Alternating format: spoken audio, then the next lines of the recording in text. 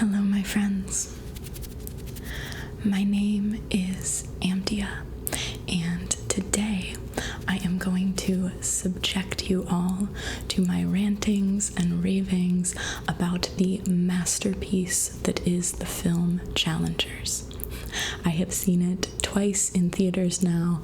I am absolutely obsessed with it, and so I thought it would be fun to make a video that is part rambling movie review and part tennis related triggers, because I myself am a former competitive tennis player, and I of course still have all my equipment, all my rackets, my tennis balls, and I've thought before about making a video that was tennis inspired, but I wasn't quite sure how to bring it all together. So I think what I'm gonna do is just incorporate some tennis related triggers while I ramble about what I loved about this film so much.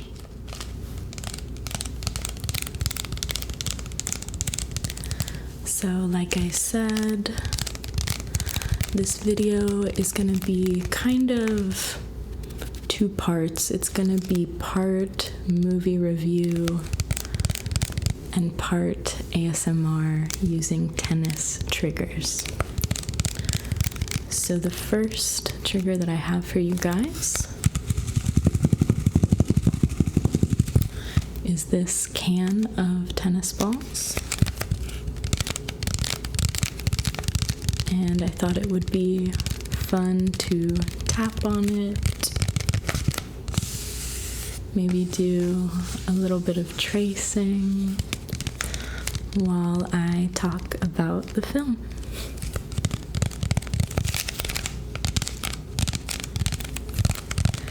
And I do just want to let you guys know that this video is not going to contain spoilers. I'm just going to talk about the elements of the movie that I found really special, without talking about any of the main plot points, or at least not anything that you couldn't gather from the trailer.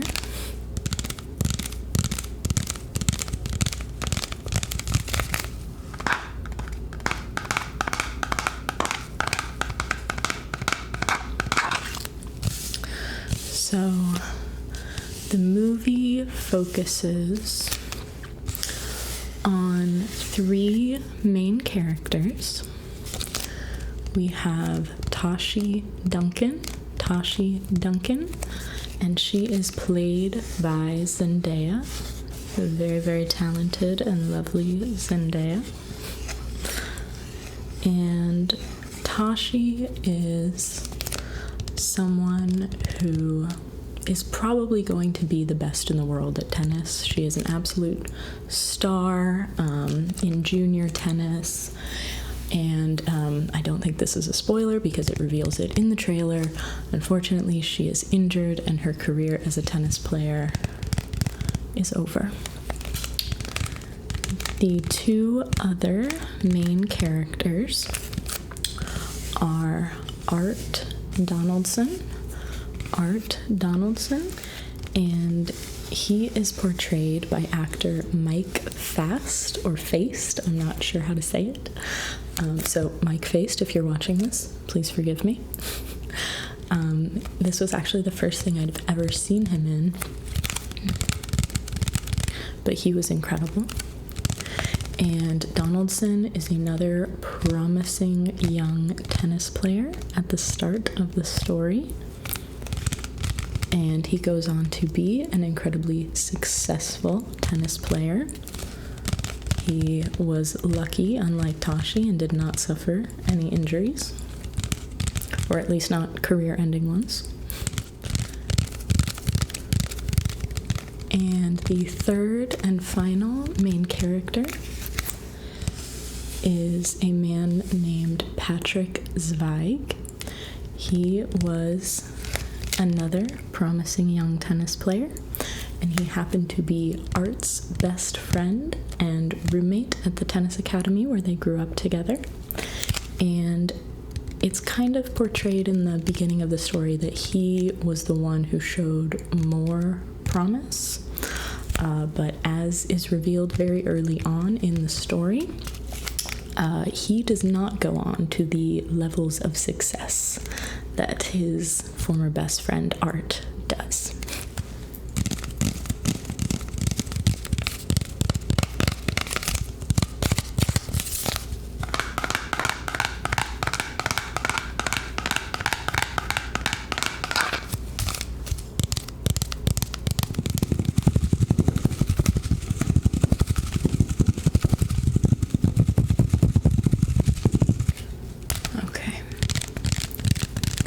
So now that you know a little bit more about who the film follows,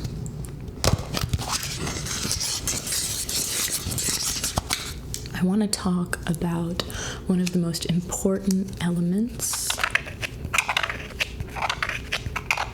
of this film, which is the narrative structure. But first, I am going to pop this new can of balls. If you've never heard a can of tennis balls being opened, it's actually quite loud, so I might hold it a little bit further away from the microphone, but I thought the peeling sound would be really nice. All right, so let's give it a go.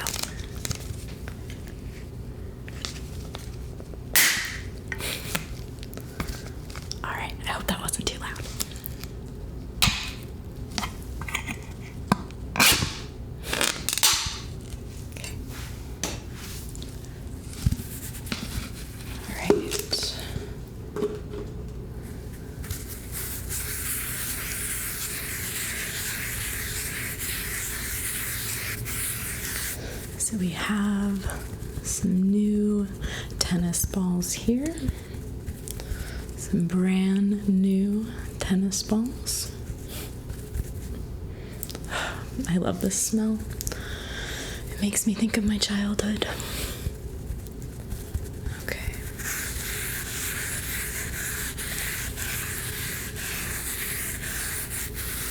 So, as I was saying, I'm sorry I got distracted. As I was saying about the film, one of the most compelling elements to me is the narrative structure, which is the way in which the story is told. So the story is completely grounded in this one tennis match that is taking place in present day. Basically, it's set in 2019, but basically present day for the characters.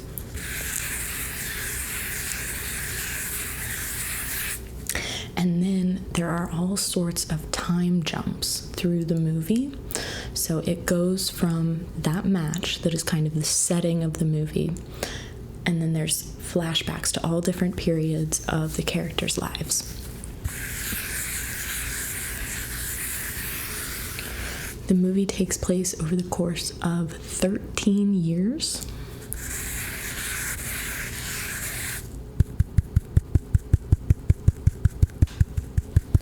And just a side note on that, the hair and makeup departments do an incredible job of aging all three characters up and down. I mean, they really, like, when they're college age, they look college age. And when they're in their 30s, they look like they're in their 30s. It is truly incredible work.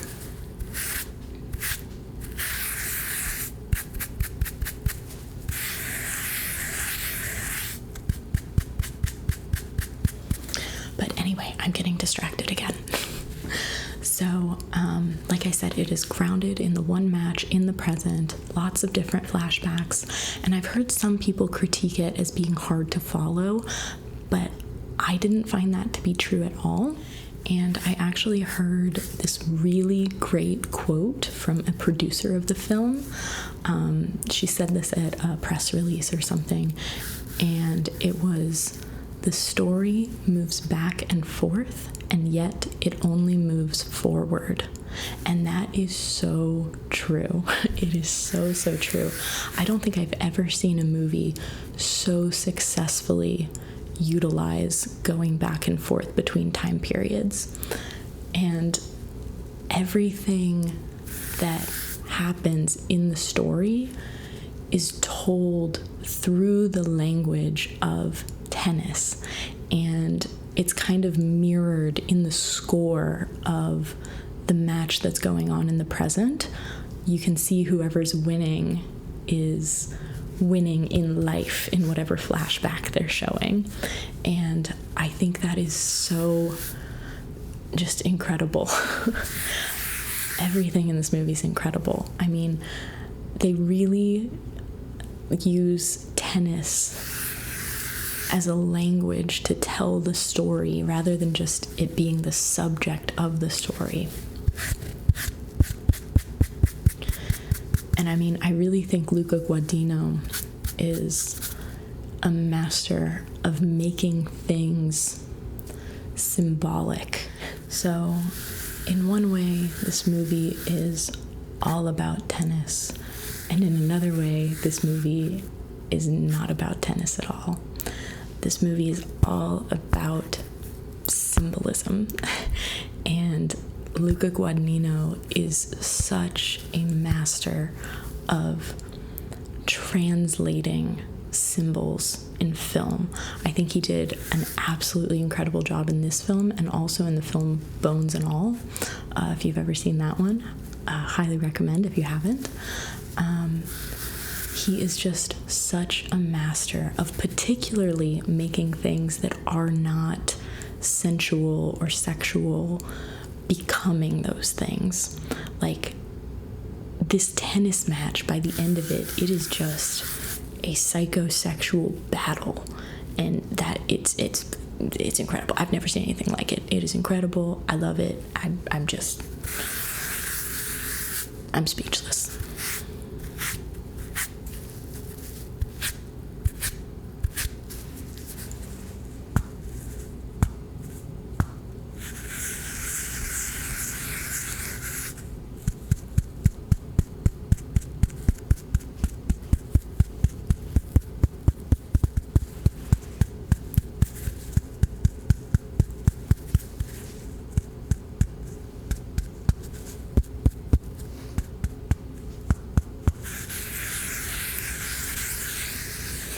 Okay, so I'm gonna pause in talking about the movie for a minute and just do some plain old ASMR triggers with my handy dandy tennis balls here. So I have one that is a pen tennis ball, I have one that is a pen tennis ball, and I have one that is a Wilson tennis ball. I have one that is a Wilson tennis ball. And what I would like for you to do is just keep your eye on whichever one you like, but only one, okay? So if you like Wilson, keep your eye on Wilson, and if you like pen, keep your eye on pen, okay? And I'm going to turn them around so we can't see, and go ahead and follow whichever one you like, whichever one you like.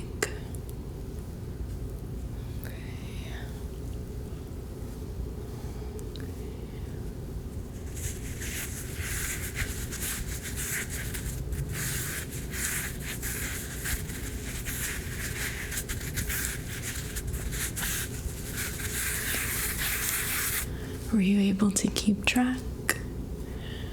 Were you able to keep track?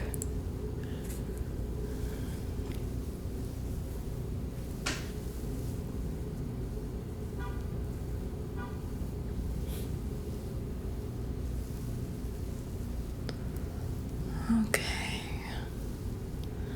Good. Good job. Okay. Do you know where your tennis ball is? Okay. Did you look for pen? Or did you look for Wilson. Okay, good job, good job, good job. Let's do one more round of that. Whichever one you were looking at last time, look at the other one. So if you were looking at Wilson, go ahead and look at Penn. And if you were looking at Penn, go ahead and look at Wilson, okay? So everybody, look at whichever one you weren't looking at last time. All right, let's go ahead.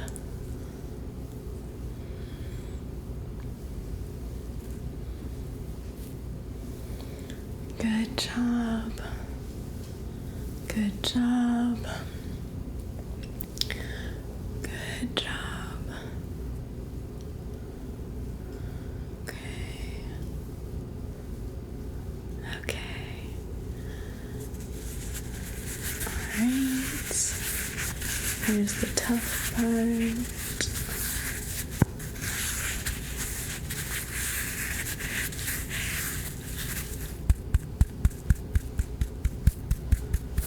Were you able to keep track? Were you able to keep track? Were you able to keep track? Okay. Did you know that this was Penn and this was Wilson? Of course you did. Great job, my friend. Do you think you're up for listening to me ramble about challengers a little bit more? Okay, great. Okay. Just going to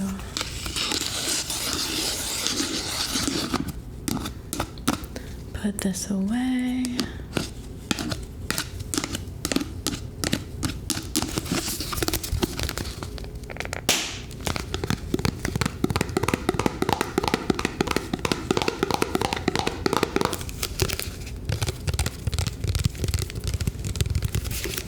Okay. Now, as promised, I do have a racket here that I have not played with in probably over a decade. This was actually my first racket when I started playing tennis at 8 years old. And for those of you who don't play tennis and don't know, you're supposed to get your strings restrung periodically. It depends how frequently you're playing with them, for how often you're supposed to get them changed. But it's definitely more than every 10 years. So I have not touched these strings in probably a decade. So I'm going to attempt to move them, and we're going to see how it sounds, okay? All right. Okay. It's actually not nearly as bad as I thought it was going to be. Okay, there's one. Yeah, there we go.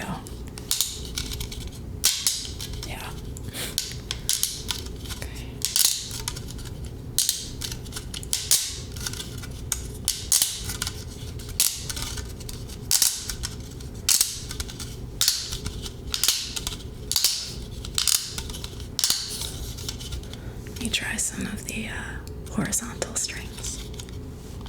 Oh, those won't even move. Oh my gosh. Oh wow.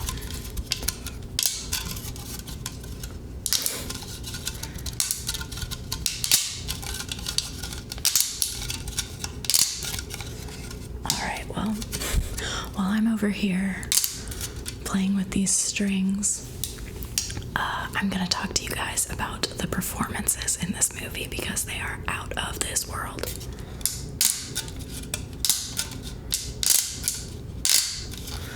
If Zendaya isn't nominated for an Oscar for this movie, I will riot. I will go into the streets and I will riot.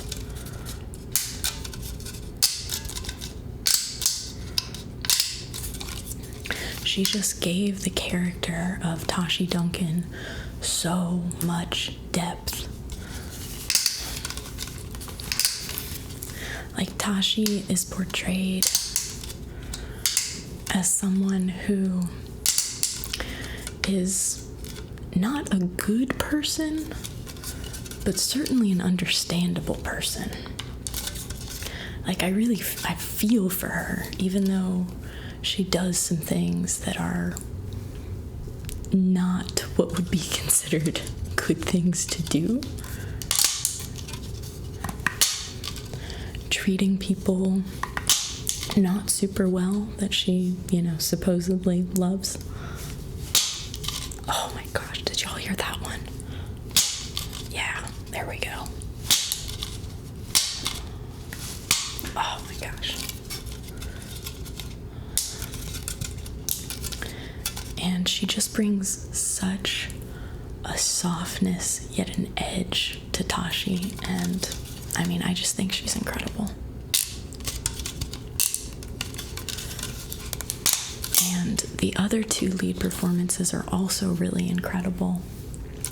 I was super impressed by Josh O'Connor's fieriness that he brought to Patrick.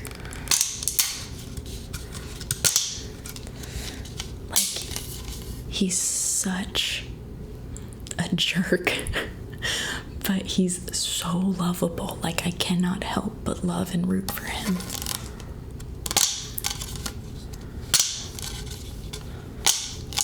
And then Mike Faist was so lovable as Art as well. And Art is I think he's a deeply tormented person who has fallen out of love with his craft and his life in a way. And he's just desperately trying to hold on. And it's just so beautiful. It's so beautiful.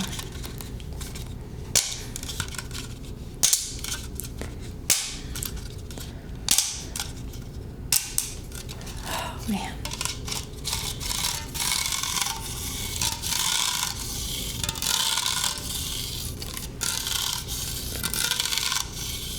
I feel like I'm playing a flute or something. Not a flute. What are those things called? Harps. A harp.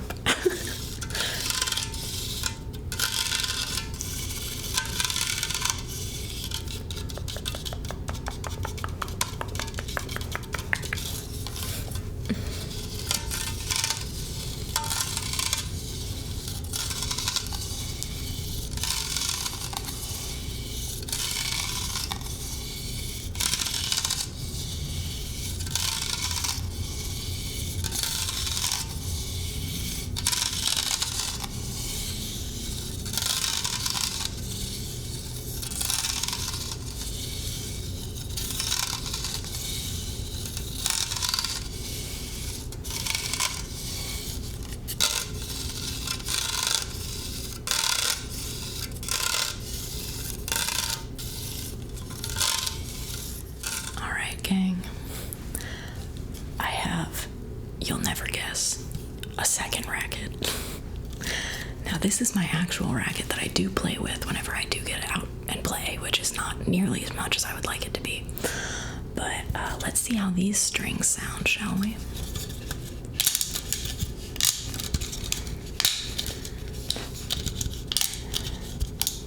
Man, these are almost as bad as the 10-year-old strings. Oh my gosh, wow, that one was pretty bad. Wow. It's not that bad.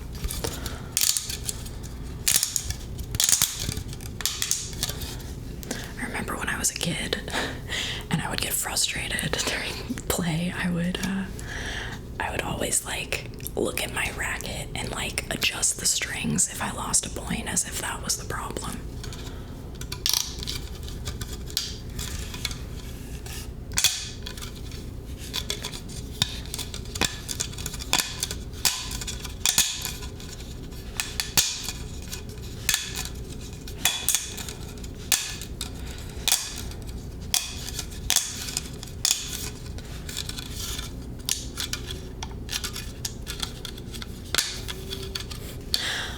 So one other thing I want to tell you guys about is the soundtrack for this movie. Oh my gosh.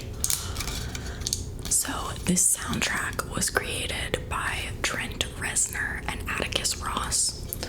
Trent Reznor of 9 Inch Nails. Apparently they do a lot of soundtracks together.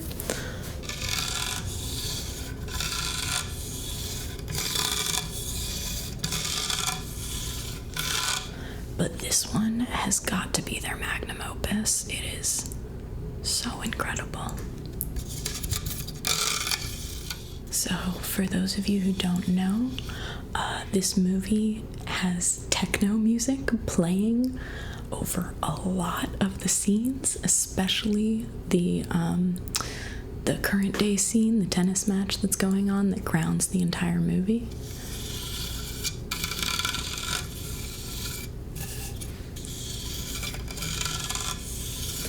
And it is just such an incredible soundtrack. Like, I personally am not a big fan of techno or like house music, but it just works and it pumps the adrenaline up.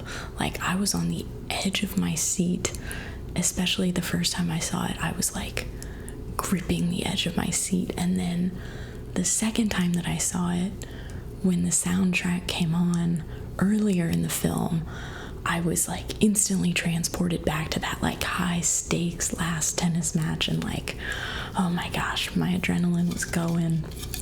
It's really, even if you're not going to see the film, check out the soundtrack because it's a banger.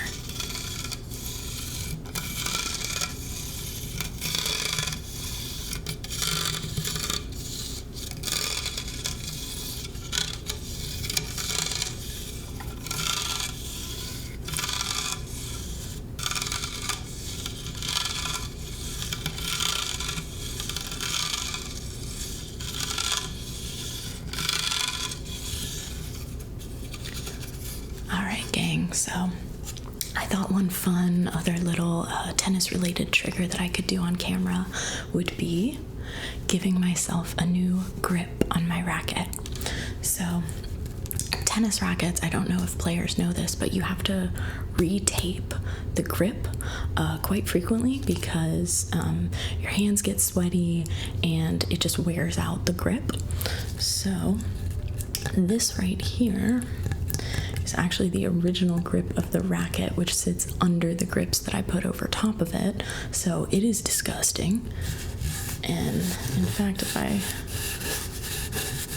rub my hand on it, yeah, you can see all the like dirt and grime. It's gross. So we're gonna give it some new grip.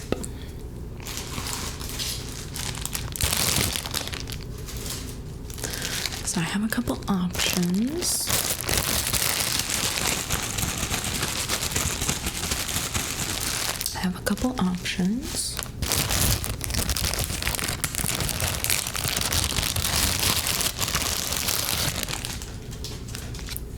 This one here is called Turn-A-Grip. It is blue, and it's kind of the classic tennis grip, at least that I grew up with. Pretty much all the kids that I played with used this grip, and it's my favorite. I like it. When it wears out, it gets kind of like clothy and like it feels like little bits of fabric coming off of it. Whereas the other option that I have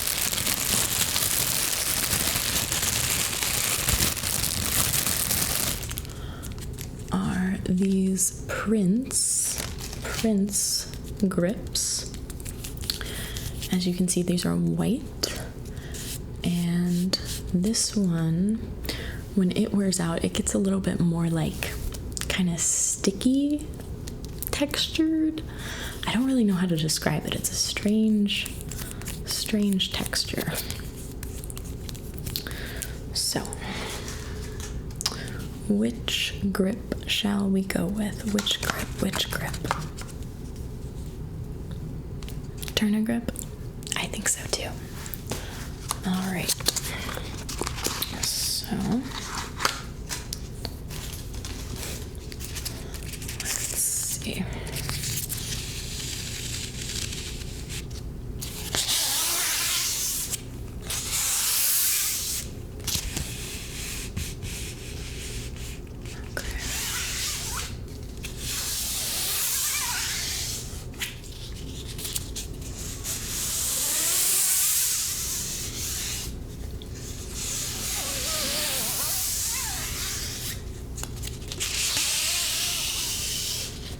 Okay,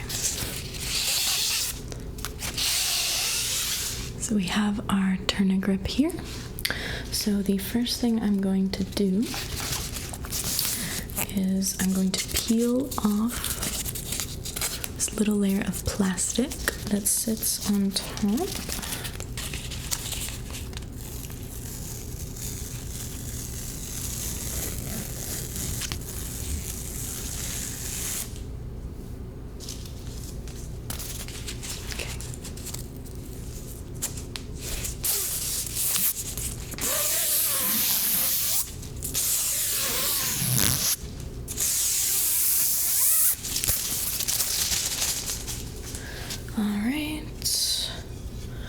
Now, I'm going to start at the base of my racket, Okay. I'm going to make sure the shiny side is facing in. You probably can't see it on there, but just trust me. We're going to lay it flush with the bottom of the racket. And then you wrap it around one layer, and then you start to move downward in a kind of spiral, okay? So,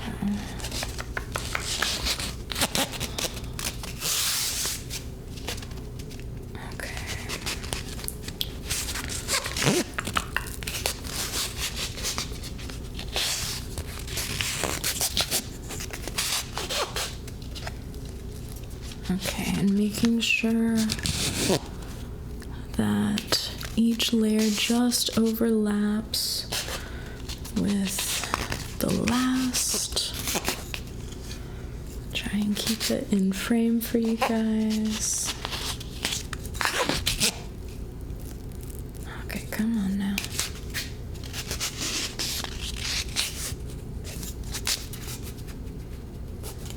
Okay. There we go. Now I am going to take this little sticker here. Oh, no. Sorry, gang. This is why we don't do this on camera.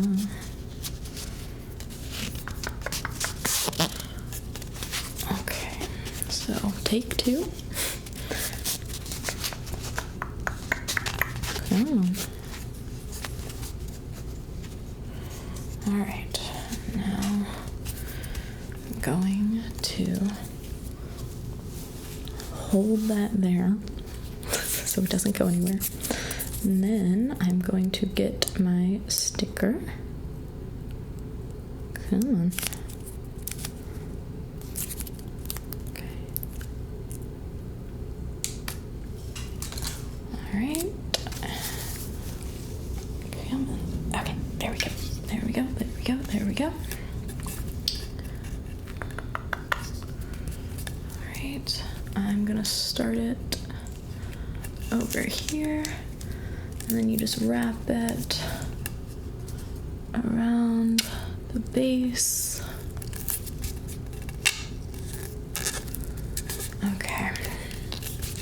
And we have a new grip that is going to absorb my sweat and make it easier for me to hold onto the racket, and it is not going to get dirt all in my hand.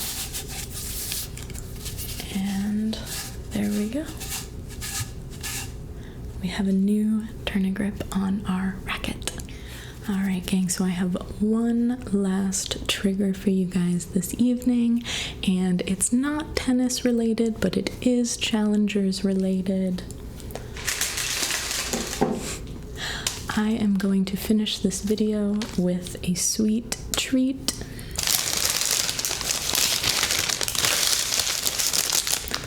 I am going to eat a churro in honor of the absolutely incredible churro scene in Challengers. It is one of my favorite scenes in the whole movie.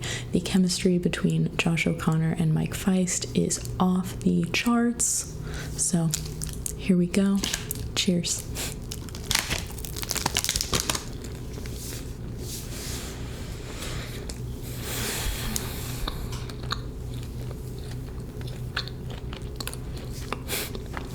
It's been a really long time since I've had a churro.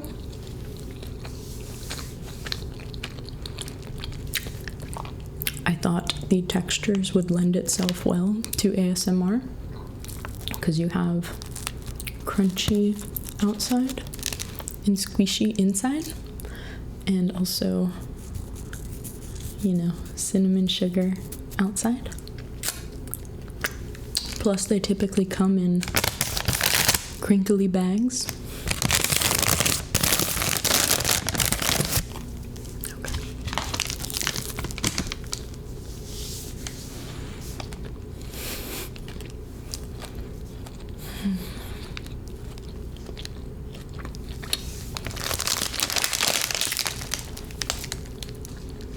I'm also gonna have some lemonade.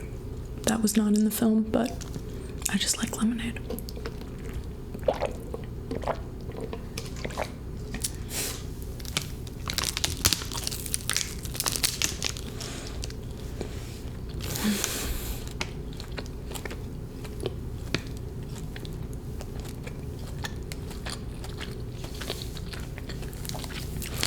So, in closing, my thoughts about the film, I know I've talked about a lot of the aspects of this film that I think make it successful and very special, but this movie is really, to me, more than the sum of its parts. It is just an experience. It's incredible. I can't recommend it highly enough.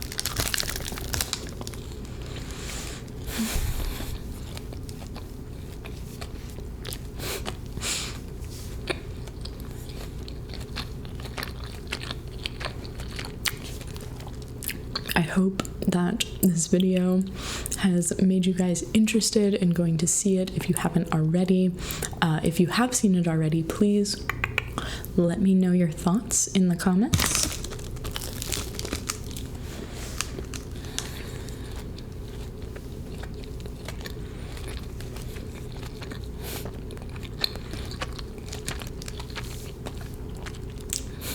I would love to hear what you liked about the movie, what you didn't like about the movie, just any thoughts you had on it or any thoughts you had on this video.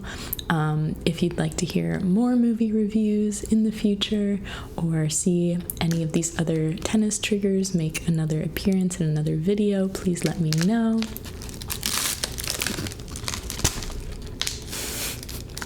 This churro is so much longer than I thought.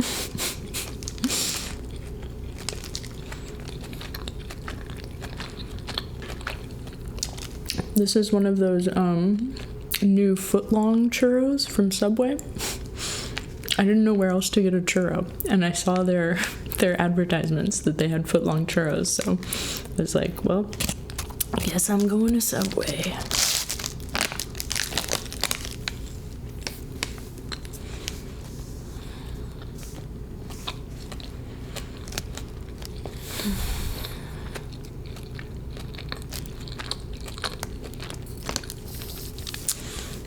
If you guys are interested in hearing more of my insane rantings about my films? Not my films. I have to take a bite of the churro now.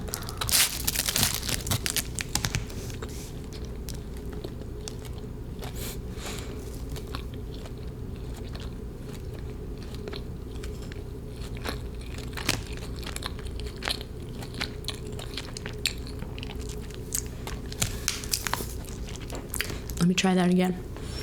If y'all are interested in hearing more of my rantings and ravings about films I have seen, not created, but seen, then please check out my Letterboxd. I will post it in the description. It is also in the description of my YouTube page, because I know that it's common for YouTubers to include links to their other social medias, and Letterboxd is basically the only social media that I have, so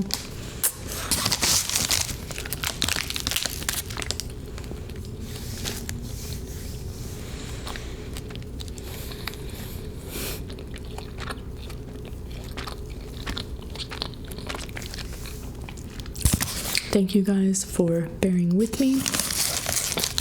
I promise I am almost done with this churro.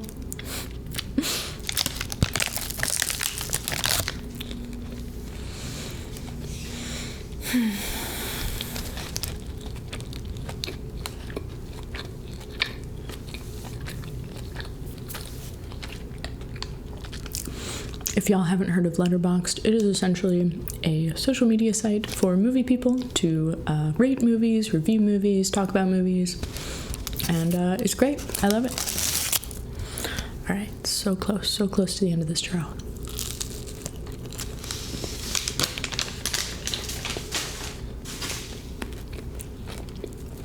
Okay. That bit was crunchy.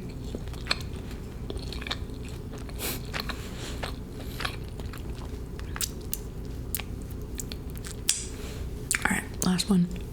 Cheers, my friends. Go see Challengers.